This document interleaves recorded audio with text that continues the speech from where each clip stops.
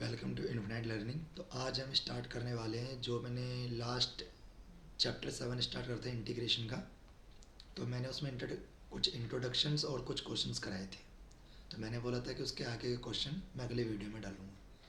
तो आज हम ना 7.1 के जो थोड़े बहुत इंपॉर्टेंट क्वेश्चन होते हैं इंटीग्रेशन के वो करेंगे, और इसके बाद 7.2 7.3 ठीक है उसकी वीडियोज़ भी आएगी। 7.1 के जितने इंपॉर्टेंट क्वेश्चन हैं वो मैं करवा दूँगा, ठीक है, जो जो आपके बेसिक्स को क्लियर कर देगा ताकि आप 7.2 को कर पाएँ अच्छे से, ठीक है। तो जो हमारा इसका पहला क्वेश्चन होगा वो इसका है फोर्थ क्वेश्चन। फोर्थ क्वेश्चन जो इसका है वो है 4e⁻³ + 1 dx, ठीक है ना। ये हमारा इसका फोर्थ क्वेश्चन है। तो ये इंटीग्रेशन है, सिंपल है इंटीग्रेशन इसका, ठीक है। तो इसमें क्या करना है आपको, पहले सबसे पहले ना आप जब इसका इंटीग्रेशन कर रहे होगे तो 4 तो कांस्टेंट तो ऐसे ही रहेगा, ठीक है, 4 का कोई लेना देना नहीं है। जब आप ई का इंटीग्रेशन करेंगे तो अगर आपने वो वीडियो देखा होगा तो मैंने बताया था एक्सपोनेंशियल इंटीग्रेशन सेम ही होता है। मतलब ये कैसा आएगा, e⁻³ आएगा। अब जब आप इंटीग्रेशन कर रहे होगे तो e⁻³ तो आएगा ही क्योंकि ई का इंटीग्रेशन सेम ही होता है, लेकिन जो पावर में जो इसके पावर में है उसका डेरिवेटिव नीचे लिखना मत भूलना। किसी में भी हो, साइन हो, कोस हो, टेन हो, लोग, अगर उसके पावर मतलब एंगल में हो, पावर में हो और वो लीनियर है तो उसका डेरिवेटिव जरूर लिखना नीचे। लीनियर की बात कर रहा हूँ, मतलब डिग्री 1 होती है, 3x की डिग्री 1 है, लीनियर है ना, तो उसको नीचे लिख देना। तो इसकी डेरिवेटिव कितना हो जाएगा, 3 हो जाएगा। अब यहाँ पे 1 बच गया, तो 1 का इंटीग्रेशन क्या होता है, x, और प्लस में क्या लिख देते थे हम लोग, c लिख देते थे, ठीक है। तो ये हमारा हो गया, ठीक है। अब जो पांचवा क्वेश्चन है वो हमारा कुछ इस तरीके का है, x² 1 - x²। देखो ये इंटीग्रेशन का ना स्टार्टिंग है, बेसिक है, तो इसमें थोड़ा थोड़े क्वेश्चन आसान ही आएंगे। तो आपको ये नहीं सोचना कि ये आसान है तो चलो छोड़ दो, कोई नहीं। ये अगर आपने ढंग से नहीं करा तो अगले जितने भी इंटीग्रेशन आएंगे तो फिर आपके लिए लोहे के चने हो जाएंगे। तो आप शुरू से ही कर, इसमें क्या देखना है कि कर क्या रहे हैं हम लोग।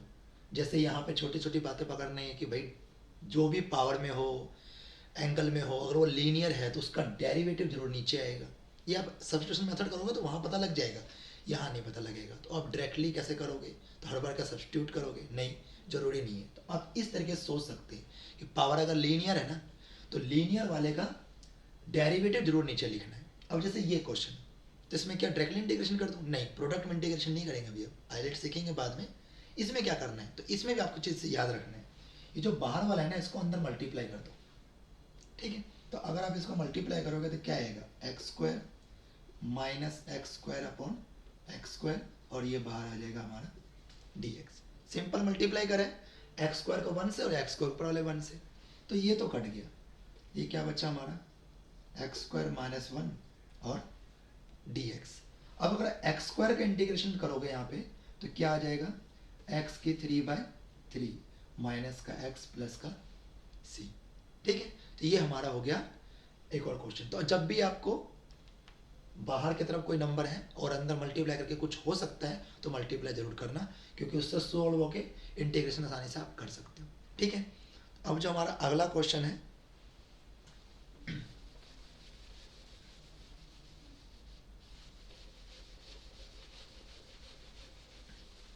ठीक है, जो हमारा अगला क्वेश्चन अब हम लेंगे इसका, वो हम लेंगे कुछ ये वाला।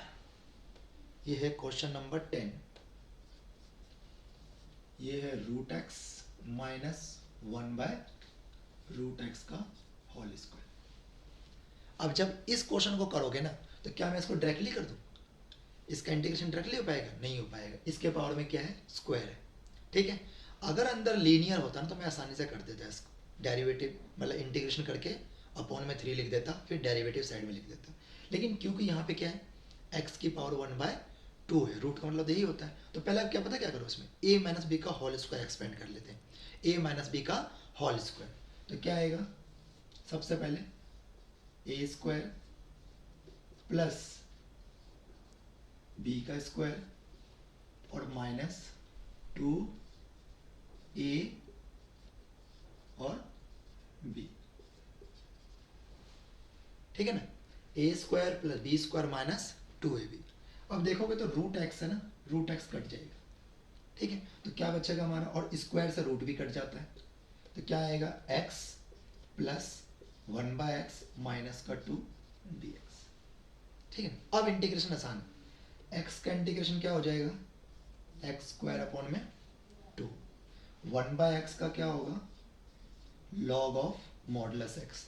अगर आपने पहला वीडियो देखा होगा तो उसमें मैंने फॉर्मूले अच्छे से समझाया है, उस फॉर्मूले को अगर आपने कर लिया होगा तो बहुत ही आसान लगेगा ये आपको। और 2 का क्या होगा एक्स प्लस में सी, क्योंकि कांस्टेंट का क्या होता है उसके साथ एक्स जुड़ जाता है, क्योंकि डेरिवेटिव इंटीग्रेशन कट के डी से इंटीग्रेशन कट गया तो सिर्फ एक्स ही तो बचेगा, तो कांस्टेंट सर क्या आ जाएगा, सिर्फ एक्स आ जाएगा, ठीक है। तो जब भी आपको पावर में दिखे तो पावर में पहले आप इसको एक्सपेंड करने की कोशिश करें, फॉर्मूले आइडेंटिटीज अलजेब्रा आइडेंटिटीज आते होंगे आप लोगों को। ए माइनस बी का होल स्क्वायर करा, सॉल्व करो, अब ये देखो लीनियर में आ गया, अब इंटीग्रेशन करना आसान है, एक्स का एक्स स्क्वायर बाई 2, 1/x का log x, 2 का 2x, क्योंकि कांस्टेंट का मैंने बोला था एक्स लगा देना साथ में, जिसके रिस्पेक्ट में इंटीग्रेशन होता है, डी एक्स है तो एक्स, डी टी है तो टी, डी वी है तो टी, ठीक है। तो ये हमारा 10th क्वेश्चन था।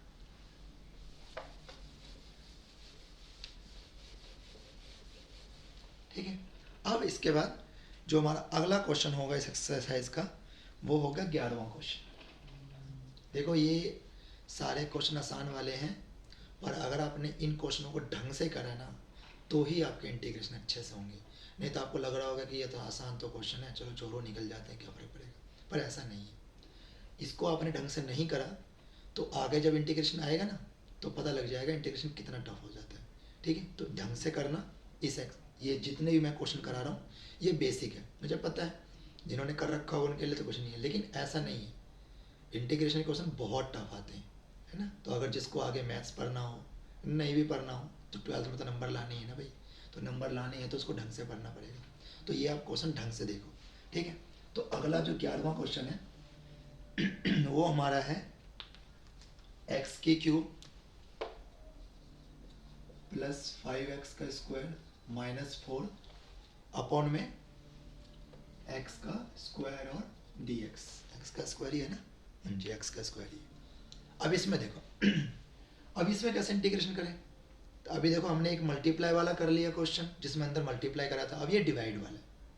अब डिवाइड वाला है तो इसमें क्या डिवाइड करना पड़ेगा, हाँ आप डिवाइड भी कर सकते हो, अगर आपने 9th क्लास पढ़ी होगी ढंग से तो वहाँ हम डिवाइड करते थे, इसको डिवाइड करे बिना भी कर सकते हो क्योंकि सिंगल नंबर नीचे, तो सेपरेट करना अच्छा आसान होता है, तो इसको सेपरेट कर लेते हैं।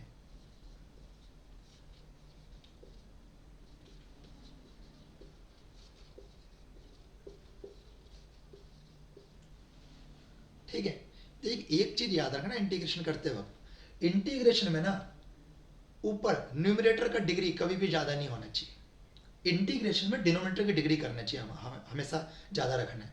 अगर डिग्री ज़्यादा है ऊपर वाले की तो डिवाइड करके उसको इम्प्रॉपर फ्रैक्शन, सुना होगा आप लोगों ने, इम्प्रॉपर फ्रैक्शन का ही इंटीग्रेशन करना है हम लोगों को भी पूरे 12th क्लास में, प्रॉपर फ्रैक्शन इंटीग्रेशन नहीं कर सकते आप लोग, इम्प्रॉपर फ्रैक्शन बोल रहा हूँ मैं, नीचे वाले का ही डिग्री ज़्यादा होना चाहिए तभी हो पाएगा, ठीक है।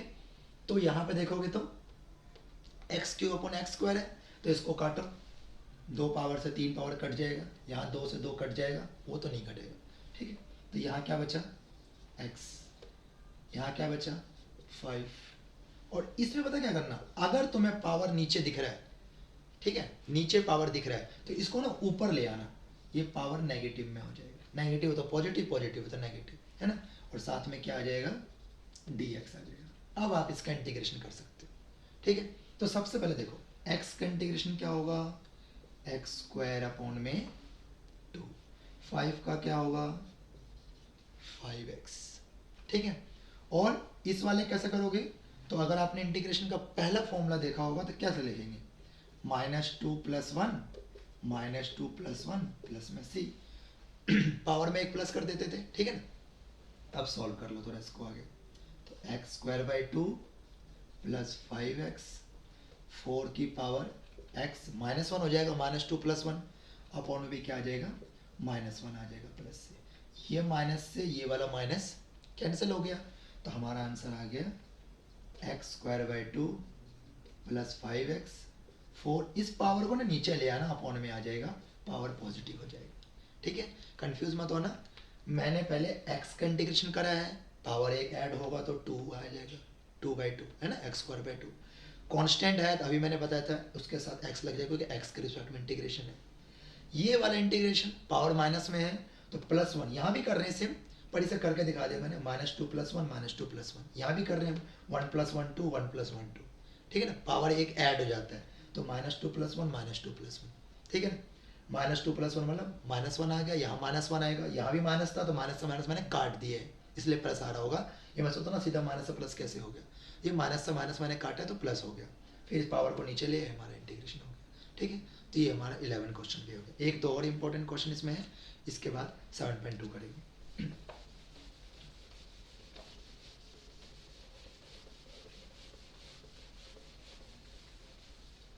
ठीक है, अब 11वें क्वेश्चन के बाद जो हमारा एक और क्वेश्चन है 13, सारे क्वेश्चन मैं नहीं करा रहा हूँ, जिसमें से मुझे लग रहा है कि जिससे तुम्हारा बेसिक्स क्लियर हो जाएगा और कुछ क्वेश्चन को जो अगले वाले एक्सरसाइज आने वाले हैं उसको आप आसानी से कर पाओगे, ठीक है ना। सिर्फ उन्हीं क्वेश्चनों को मैं करा रहा हूँ बार बार, ठीक है ना। तो देखो ये वाले क्वेश्चन,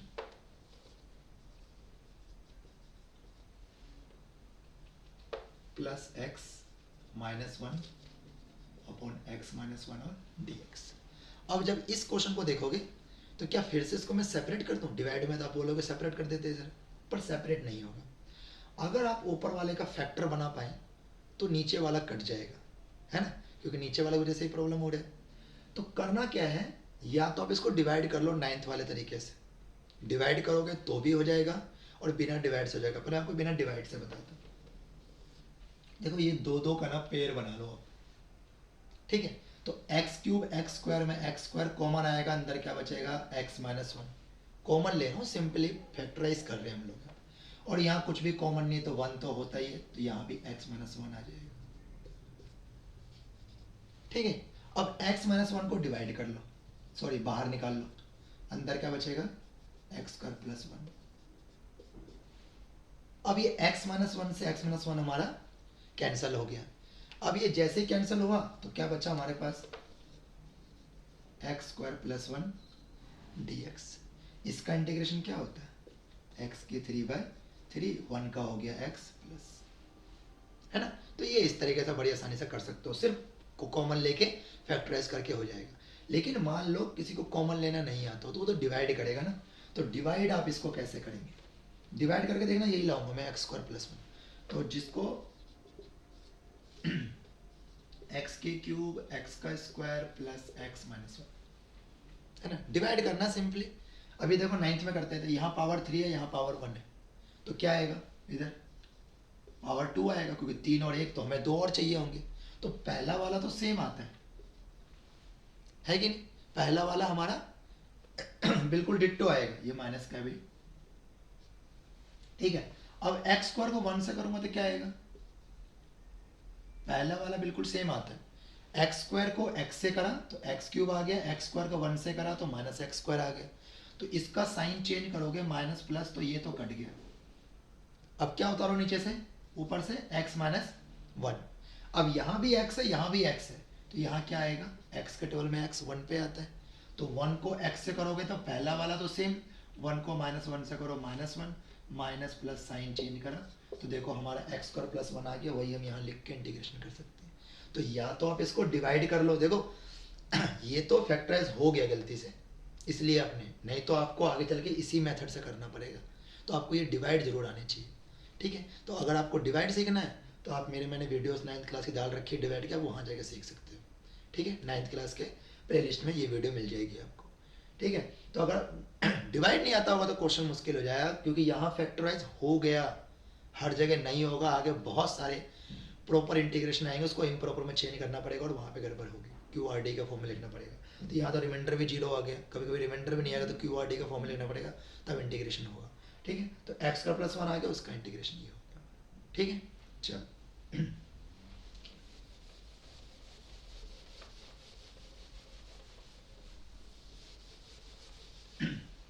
अब कुछ और क्वेश्चन इसमें लेते हैं हम लोग, जैसे मान लो ये 14 क्वेश्चन है, 1 - x root x d x, है ना। अब ये फिर मल्टीप्लाई वाला हो गया। डायरेक्टली इंटीग्रेशन नहीं होगा, मल्टीप्लाई वाला इंटीग्रेशन हम करेंगे जब आइलेट करेंगे। अभी तो सेम एल्जेब्रिक फंक्शन है तो इसमें मल्टीप्लाई वाला कोई प्रॉपर्टी लगेगा ही नहीं। तो इसको ना अंदर मल्टीप्लाई कर दो, सिंपल इसको मल्टीप्लाई कर दो। तो रूट एक्स को 1 से करोगे तो क्या आएगा, रूट एक्स, और एक्स को रूट एक्स से करोगे तो एक्स रूट एक्स। तो क्या इंटीग्रेशन हो जाएगा, नहीं होगा। अभी पहले ना इसका पावर बनाओ, एक्स की पावर, रूट का मतलब क्या होता है 1/2, रूट का मतलब क्या होता है हमारा 1/2 होता है। और यहाँ देखो इसकी पावर 1 है, इसकी पावर 1/2 है, इसकी पावर 1 है, इसकी पावर 1/2 है, बेस सेम पावर ऐड हो जाता है तो 1 + 1/2 dx है कि नहीं। तो x की पावर कितनी आ गई 1/2, यहाँ x पावर कितनी आ गई 3/2, ठीक है। अब x पावर 1/2 उसमें 3/2, अब लगाओ वही वाला +1 वाला रूल इंटीग्रेशन का, x की पावर 1/2 + 1 अपॉन में 1/2 + 1, यहाँ भी x की पावर 3/2 + 1 और 3/2 + 1 + c। चाहो तो आप यहीं छोड़ दो, अगर थोड़ा सा और सॉल्व कर सकते हो तो कर लो। x की पावर कितनी आ जाएगी 3/2, 2 1 जा 2 + 1, नीचे भी 3/2 बनेगा तो वो ऊपर आके ना 2/3 हो जाएगा, रेसिप्रोकल कर देना, नीचे बनेगा 3/2, ऊपर आके 2/3 हो जाएगा। ऐसे ही माइनस का साइन लगाया, यहाँ देखो x की पावर क्या हो जाएगा 5/2, 2 1 जा 2 + 3 5, नीचे भी बनेगा 5/2 तो ऊपर आके क्या बन जाएगा 2/5, और प्लस में क्या आ जाएगा c आ जाएगा, ठीक है। तो आप इस तरीके से इस क्वेश्चन को कर सकते हो, ठीक है। ये मैं सारे क्वेश्चन करवा रहा हूँ क्योंकि 7.2 से इंटीग्रेशन ठीक ठाक स्टार्ट हो जाता है। 7 ये आपके ना कुछ पता लग जाएगा ना कि भाई अगर बाहर में ये है तो अंदर मल्टीप्लाई करके देख सकते हो, डिवाइड कर सकते हो, इस तरीके से आप इसमें आगे बढ़ सकते हैं, ठीक है ना। अब कुछ और क्वेश्चन कर लेते हैं, इसमें 1-2 क्वेश्चन इंपॉर्टेंट भी है, ठीक है ना, वो करवा देता हूँ मैं इसमें। देखिए 18वां क्वेश्चन देखो, 18वां क्वेश्चन जो हमारा इसमें है ये है sec x brackets sec x + tan x और dx, ठीक है। अब इसमें क्या करोगे, फिर प्रोडक्ट वाला रूल लगाओ, फिर से sec x को अंदर मल्टीप्लाई करो तो ये आ जाएगा sec² x और sec x और tan x dx, है ना। अब अब आसान है, अगर आपने इंटीग्रेशन फॉर्मूला याद होगा तो sec² किसका इंटीग्रेशन होता था tan x को, डेरिवेटिव से भी याद रख सकते हो, है ना, क्योंकि इंटीग्रेशन डेरिवेटिव एक दूसरे के अपोजिट होते हैं। तो अगर sec² किसका होता है tan x का, है ना, क्योंकि tan का डेरिवेटिव क्या होता है sec² x, ऐसे भी याद रख सकते हो। अब sec x tan x का डेरिवेटिव होता था sec x का, मतलब sec x tan x का इंटीग्रेशन क्या होगा sec x होगा। दोनों तरीके से याद रख सकते हो, डेरिवेटिव याद है, इंटीग्रेशन अपने आप याद हो जाता है, ठीक है। तो ये हमारा एक क्वेश्चन हो गया, ये ज़्यादा बहुत आसान था लेकिन कभी कभी आ जाता है, ठीक है। हल्के में मत लेना, 1 नंबर का क्वेश्चन दिख जाएगा, ठीक है। अब हमारा जो इसमें एक और इम्पोर्टेंट क्वेश्चन है, ये क्वेश्चन ना, ये आप इस एक्सरसाइज से ना आप सिर्फ एक ये क्वेश्चन कर लो जो आने के चांसेस हैं, जिसके आ सकते हैं, आराम से आ सकते हैं, क्योंकि जिसको नहीं पता है उसके लिए क्वेश्चन नहीं हो पाएगा, ठीक है। 2 - 3 sin x अपॉन में cos² x और dx। अब ये डिवाइड वाला है, डिवाइड वाले में तो हम डिवाइड करते हैं और या तो हम सेपरेट करते हैं, ये सिंपली सेपरेट हो जाएगा, दो वैल्यूज़ नहीं है नीचे, एक ही वैल्यू है, सेपरेट करना आसान है और इंटीग्रेशन भी हो जाएगा इसका। तो इसको ना सेपरेट कर लेते हैं हम लोग, क्या लिखूँ 2 अपॉन cos² x, है ना, और -3 sin x upon cos² x और dx, है ना। अब हमें पता है कोस ऊपर जगह क्या बन जाता है, कोस किसका अपोजिट होता है भाई सेक का अपोजिट होता है। और यहाँ देखो एक साइन और एक कोस से क्या बन जाएगा टेन, एक नीचे कोस बचा हुआ है, 2 कोस है नीचे, साइन और कोस से बन गया टेन, और ये कोस ऊपर जगह क्या बन जाएगा सेक, है ना। अब देखो 2 तो ऐसे ही रहेगा, सेक² एक्स इंटीग्रेशन क्या होता है tan x होता है, और sec x tan x का क्या होता है, sec x होता है ना। डेरिवेटिव याद रख सकते हो, डेरिवेटिव से इंटीग्रेशन याद हो जाएगा आपको, फॉर्मूला याद, क्वेश्चन खत्म, ठीक है ना। ये हमारा एक क्वेश्चन हो गया, ठीक है। इसमें एक ना MCQ वाला क्वेश्चन होता है लास्ट में है, वो भी करवा देता हूँ क्योंकि वो भी इसका इंपॉर्टेंट क्वेश्चन। तो ये 20 और जो अगला वाला क्वेश्चन है कौन सा है 21, ये दो 21 है 22 है 22 है, ये दो क्वेश्चन ढंग से कर लेना, ठीक है। इस एक्सरसाइज से 20 और 22 ये दोनों क्वेश्चन अच्छे हैं, ठीक है। तो जो हमारा 22 क्वेश्चन है उसमें ना हमें कुछ इस टाइप से गिवन है, क्या गिवन है, d by d x f x equal to 4x की क्यूब माइनस 3x की 3x की 4, और हमें इसमें दे भी रखा है कि जो f(2) है ना वो क्या है, 0 है। अब फंक्शन दे रखा है f(2) 0, तो इसका भी यूज होगा भी, ठीक है ना। तो सबसे पहले देखो यहाँ डेरिवेटिव है, क्वेश्चन सही ना भी, हाँ सही। सबसे पहले देखो यहाँ डेरिवेटिव है, ठीक है, 4x की क्यूब, तो डेरिवेटिव को हटाओ तभी तो fx आएगा।